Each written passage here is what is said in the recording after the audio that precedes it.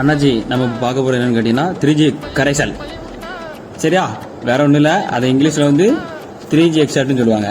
இதுக்கு நம்ம தேவையான பொருட்கள் என்னன்னு பார்த்தீங்கன்னா இஞ்சி, அதான் 3Gன்னு சொல்லியாச்சா. இஞ்சி, பூண்டு, பச்சை மிளகா. இஞ்சி 1/2 கிலோ, பூண்டு 1 கிலோ, பச்சை மிளகா 1/2 கிலோ. இது மூணுமே எந்த சதவீதத்தில் போடுறதுன்னா 2:1:1 சதவீதத்தில் போடுறதுலாம் கண்டிப்பாக போட்டுருவோம். அது எப்படி பயன்படுத்தணும்னு கேட்டிங்கன்னா, அந்த கரைசல் இருக்கலாம். இப்போ நம்ம அந்த 3 சொல்லியிருக்கோம், இஞ்சி, பூண்டு, பச்சை மிளகா. இது என்ன பண்ணணும், ஒரு மிக்சி, நல்ல மிக்சி எடுத்துக்கணும். சுற்றி மிக்சியை எடுத்து கழுத அந்தாலும் உள்ள தீ போட்டு கரன்னு போட்டு அரைக்கணும். அரைச்சிட்டு அதை என்ன செய்யணும், நம்ம திரும்ப வடிகட்டணும். வடிகட்டி எடுத்துட்டு அதில் வந்து 30 மில்லி எடுத்தால் போதும். ரொம்ப எடுக்காதே, ஒரு 30 மில்லி.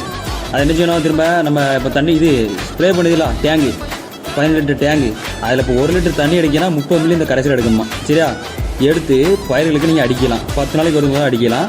அதேமாதிரி இதில் வந்து என்னென்ன பூச்சிலாம் வந்து நம்ம கொள்ளலாம் கேட்டிங்கன்னா, வெள்ளைப்பூச்சி, அது இல்லாமல் வேறு என்னென்னா சாறு உறிஞ்சும் பூச்சிகள், வேறு இந்த செடி பேணி, இது எல்லாத்தையும் கட்டுப்படுத்தலாம். சரி.